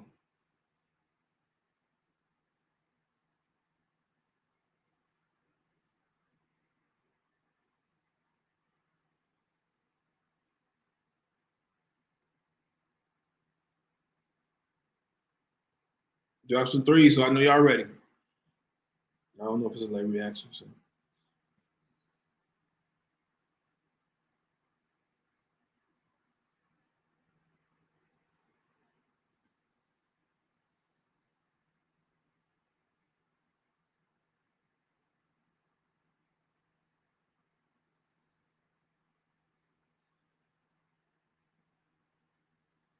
Let's get it. So now we're dealing with the pancreas. The pancreas is very, very important to understand because this is where you have your insulin issues. This is where you find your blood sugar level issues, your glucose issues. This is where you see a lot of people who dealing with diabetes because they have a compromised pancreas. And it's very important to understand your pancreas. So we're gonna go through it. So now you see above here, we see your pancreas, right? So we see the pancreas, we see the splenic artery, we see the pancreatic islet of Langerhans, we see the spleen, the insulin talking about the alpha cell, beta cells, exocrine, axinus, right? You see the acinar cells, you see the pancreatic duct, we see the duodenum, we see the common bile duct, and we see the bile duct, right? Why is this important to know, right? Because this is where your food starts to get broken down from. This is where your pancreas, by way of the islands of Langerhans, which actually helps produce and hold your insulin and your glucogen, right? Your glucogen, and that show you by even default, right? But before I go there, right, it goes to the islands of Langerhans, which your alpha cells, your beta cells, and your exocrine annexes, right? It helps not only break down that food, but it's what helps produce insulin and glucogen. And this is what helps actually sends out an enzymic reaction that's actually made in your gut or your stomach called chyme. This chyme is this liquid substance that pretty much wraps around your food, and it sends these enzymes, which is called an enzymic pancreatic reaction, and it sends out the enzyme to actually break down the food. Your duodenum actually helps with the breakdown of food. This is actually what helps keep your insulin levels balanced, your glucogen levels balanced. So and it actually secretes an alkaline liquid to make sure that everything balanced, because once it goes through that processing, it's breaking down and releasing all the acids from that food. So you won't overproduce what you call hydrochloric acid. It helps pretty much balance it out. So when it starts going through that process of elimination, it's at a cool level that can sustain enough. It's levels enough to get through your body. So pretty much these enzymic reactions go through and pierce the molecular structure of your food. And it's looking for those main minerals that I just told you. It's looking for your carbon. It's looking for the iron phosphate. Looking for the calcium, potassium. Looking for the gold. Looking for the copper. Looking for your hydrogens. Looking for your phosphorus. It's looking for those things. So when it goes through its metabolic processing, by way of your pancreas is able to actually distribute, which is called a utilization phase, is able to distribute these minerals to your cells properly, right? So when now going back to the pancreatic insulin of Langerhans, you will see it's through this where you see your insulin and you see your glucogen being utilized and processed. But now, what is glucogen? Glucogen is actually what helps keep your glucose levels balanced. So when you look at your pancreas, what is it really looking for? To not only balance but utilize. It's looking for your fructose. It's looking for your glucose. And if you're a baby getting fed from the breast, it's looking for your galactose. She's not looking for these complex proteins that we call meats that yield nothing but uric acid in the first place. It's not looking for cheese that's nothing but pus and mucus that come from cows. It's looking for glucose. What is glucose? What's the highest form of glucose? It's your fruit. It's really mainly your vegetables. Your fruits is your fructose. So that tells you by default, when you look at your pancreas and what it's looking to balance and synthesize and synchronize with, it's not these complex proteins, but it's looking for these simple amino acid structures.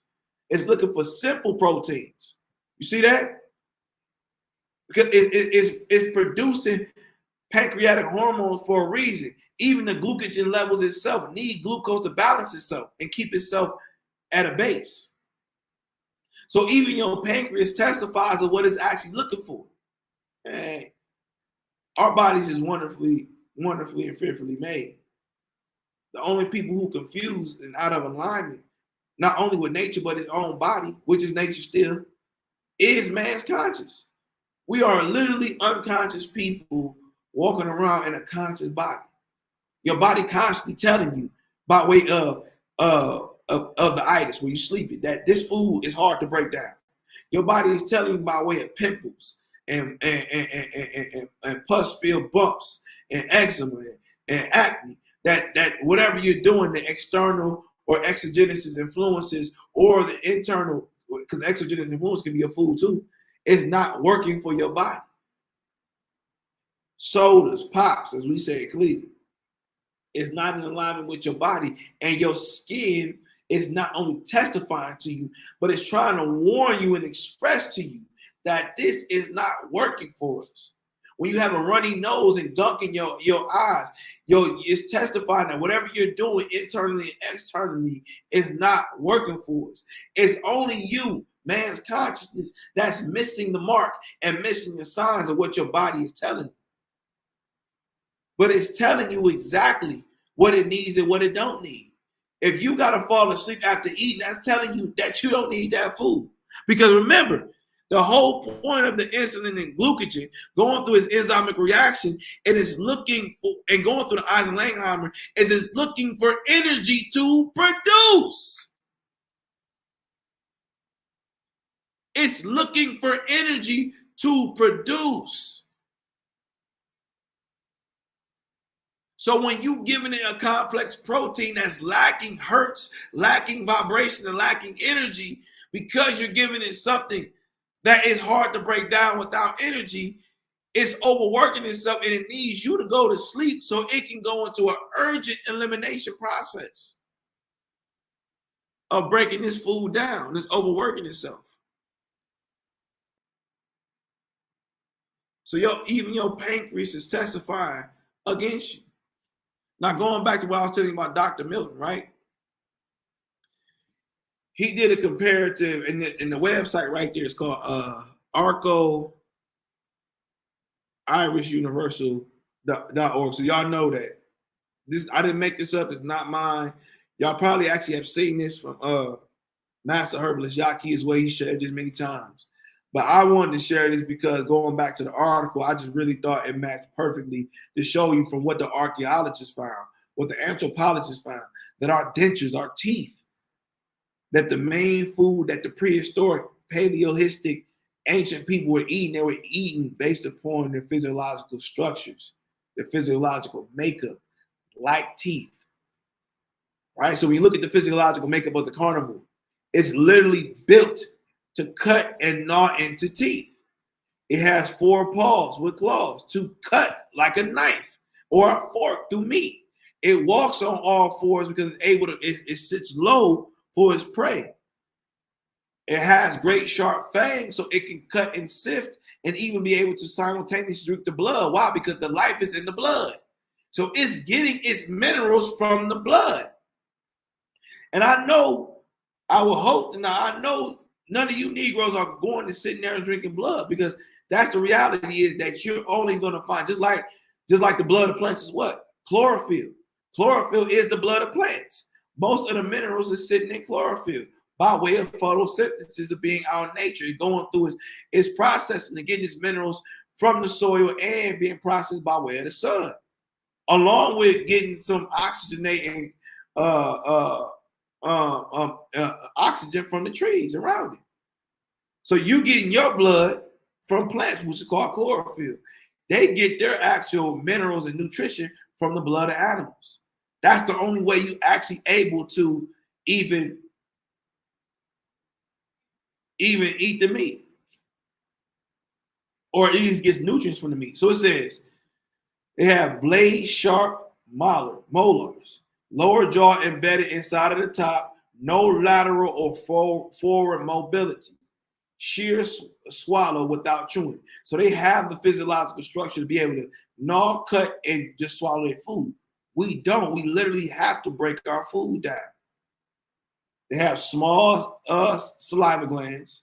They have acidic saliva at that. And they have acid urine. That makes sense. You see, they have a strong hydrochloric acid. Why? Because they're actually able to digest and break that meat down when it's going through the gut and digestive system. So they have everything internally and externally to be able to be fit to eat that type of meat. They don't require fiber to stimulate any type of peristalsis. They metabolize large amount of cholesterol and vitamin A, right? So then we go to the omnivore, right? This is one who can eat meat and vegetables. Huh? This is your lion. This is your leopard, right? Same thing. They have the hydrochloric acid. They have the teeth structure. They have the claw structure. We got herbivores, and even this is why I said herbs is really for the healing of the nations. Your main diet was literally a fruitarian diet. I'm just being honest. I'm not sitting here telling you I'm a full fruitarian. I'm not. I eat a lot of fruits throughout the day, but I'm still gonna tell you the truth. Even for me, I'm not a full fruitarian. I'm still transitioning myself. But I can tell you at least that I eat a lot of fruit throughout the day. I try to stick mostly to my physiological makeup diet that fits me.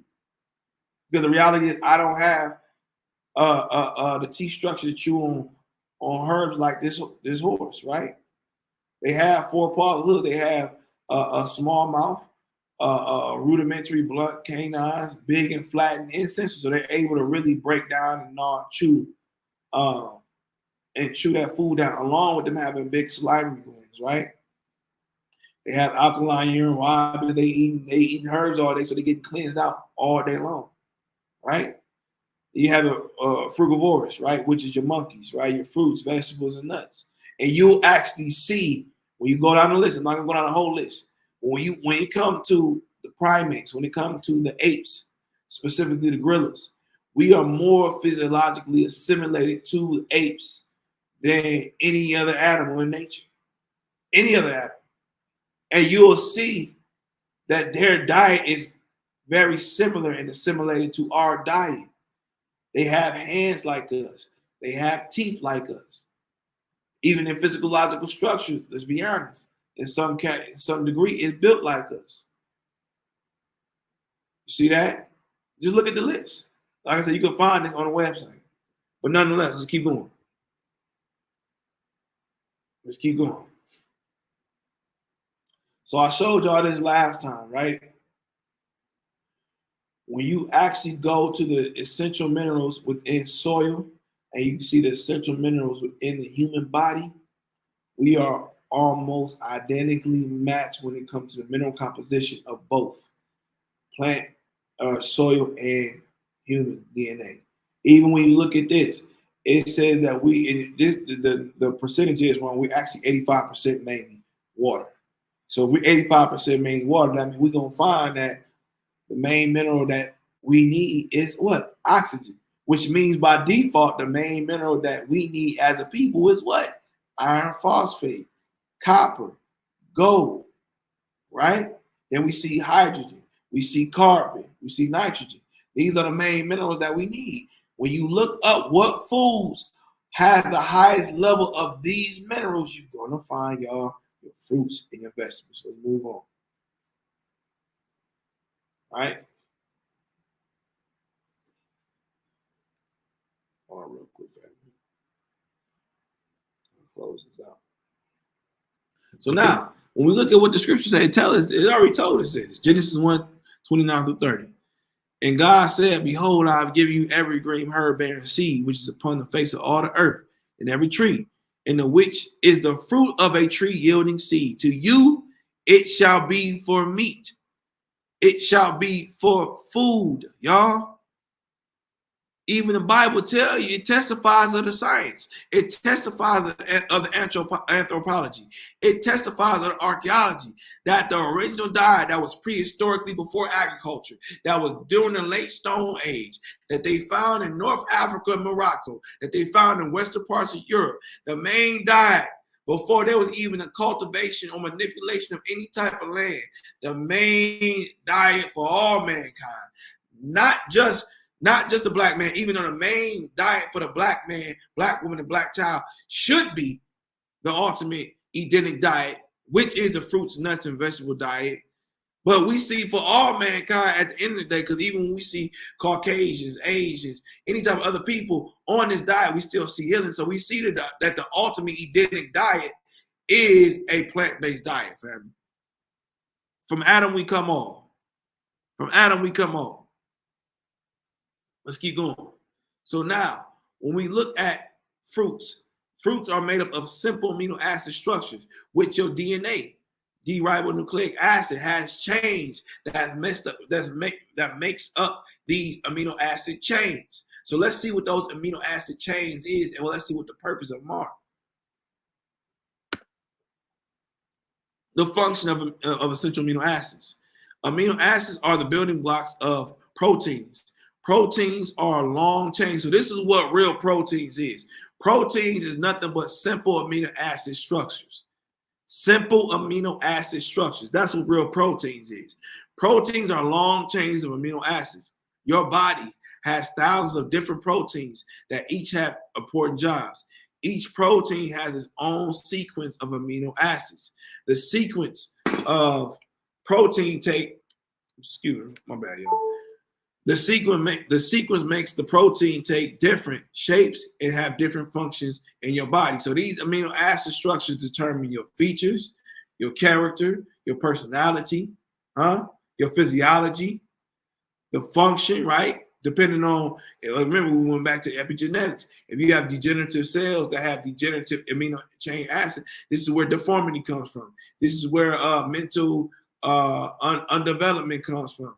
This is where health issues, period, come from if the amino acid chains of the DNA structure is broken. So we see that these DNA structures have a major role in the human growth and development of the human. So in your body, you have something called non-essential amino acids. This is actually what your body synthesizes on its own. This is what your body makes up on its own. But your body don't make up every amino acids. It don't make up every amino acid structures. Matter of fact, there's 20 amino acid structures. You make up only 11 on your own. There's still 9 main ones that you need that you only can get from food. These essential amino acids, leucine, isoleucine, valine, histidine, lysine, methylene, phenylene, threonine, and tryptophan, right? These are the things that you actually have to get from food. You cannot synthesize it yourself. Now let's see the function of what these things do. The function of essential amino acids, right? The histidine actually helps make up a brain chemical called your neurotransmitters.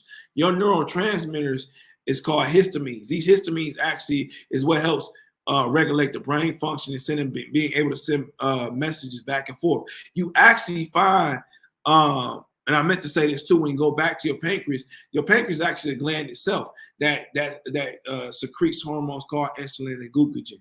But it also has exocrinic cells as well, meaning it has endocrine cells in it as well, which means it's a gland and it functions as that as well. So when you look at this, it also helps communicate the chemical composition within that pancreas. So the histamine plays an important role in your body's immune function. See that?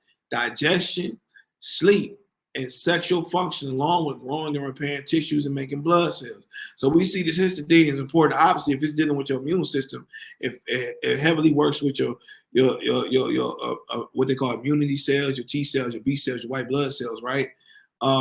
It works obviously with digestion, like I said, the pancreas, on your lymphatic system, sleep, right? Sleep and sexual functions. That's dealing with the prostate, and also dealing with what? Your pineal gland. Because your pineal gland is in charge of your sleep and awake patterns, secreting what you call serotonin and melatonin, right? Which goes to the neck. What also helps is growing and repairing your tissues and making red blood cells. So now which goes with the tryptophan will work hand in hand with the histidine because it helps make serotonin and melatonin, which again, that also helps with your pineal gland, but it also helps with your pituitary gland. And now we know 93% of your serotonin is made in your gut. So it also helps your gut microbiota and your gut function. It also assists in the liver and gallbladder with making vitamin B3, which actually helps with helping not only repair the DNA production or help with the DNA production, but repair it, and also helps with building the muscles and tissues, which goes to valine. Increases endurance, helps with muscle recovery and repair, and it also enhances energy. So we know that that's helping what? Your thyroid. If you're dealing with muscular recovery, we know that dealing with your muscular system, right? Your tissues, your bones, right? So now we're dealing with calcium, potassium, right? Iodine, right? Because it also helps repair and recover. Then we're dealing with lysine, helps with healing the skin, bones, along with growing hormones. So what's in charge of the growth and development of your hormones? Your pituitary gland is in charge of that, right? So it helps with your pituitary gland. It also helps balance your blood sugar levels, which means it's also helping with what, y'all? The glucagon levels, which dealing with what? Your pancreas. So we're going right back to dealing with the digestive system. We're dealing with the blood. We're dealing with sleep and wake patterns. We're dealing with even your sexual function, dealing with the estrogen and testosterone levels, dealing with prostate. Now we're dealing with lysine, which helps with formate collagen. What does collagen help with? It actually what strengthens your bones. It's what makes your skin glow. It's what makes your nails grow. It's what makes your hair grow. So lysine actually helps with helping all these things. It also helps absorb calcium because if you're dealing with calcium can calcify you, which can start burning your body. So it actually helps bring balance to calcium. Then we have methionine. Helps with detoxify the body of heavy metals and radiation, along with holding antioxidant properties. So you see, all these have a function not only eliminating, but utilizing and digesting. All these help with all these things. And we're missing a few. I didn't want to put all of them up here, but we're missing a few. But where's the main thing? Where's the main substance you're going to find these things at, y'all? Your fruits and your vegetables. Because all this is dealing with what? Oxygenates. So I hope y'all got some understanding. That is the lesson for the day. I know it went longer than we usually. We only usually do an hour, but I wanted to make sure that y'all got this lesson. Make sure that y'all check the website out. It is www.theidenticsexperience.org. That's www.theidenticsexperience.org. Please make sure that y'all check the website out. If you're looking for any herbal compounds, if you're looking for anything dealing with education, books, skin and body products. You can get it all from the website. Again, it's www.theidentityexperience.org. I really hope y'all got some understanding, overstanding on really the function of your body and your body really testifying, history testifying, archaeologists, anthropologists, doctors testifying what the original diet is for the man, woman, and child, especially the original man, woman, and child, and how that is the gateway to your healing. That is the pathway to help you heal and find homeostasis in the body, is getting back on the diet that is perfectly assimilated based upon your geographical location, family. Remember, your cells come from a destination. They come from a place that has an inherited bloodline, and that bloodline has memory of that place and of the diet of that place, and you still carry that memory to this day. Clearly, you still carry that memory to this day. So, love y'all in spirit and in truth, and I hope y'all have a good night. Again, welcome to Mike Mondays. This is the Identity Experience. My name is Mikael Ben-Or, your brother, your servant, your herbalist. I say peace, love, balance, and almighty inheritance to you all. May the Most High be with you. I may bless you. I may shine His light upon you all. Peace, peace.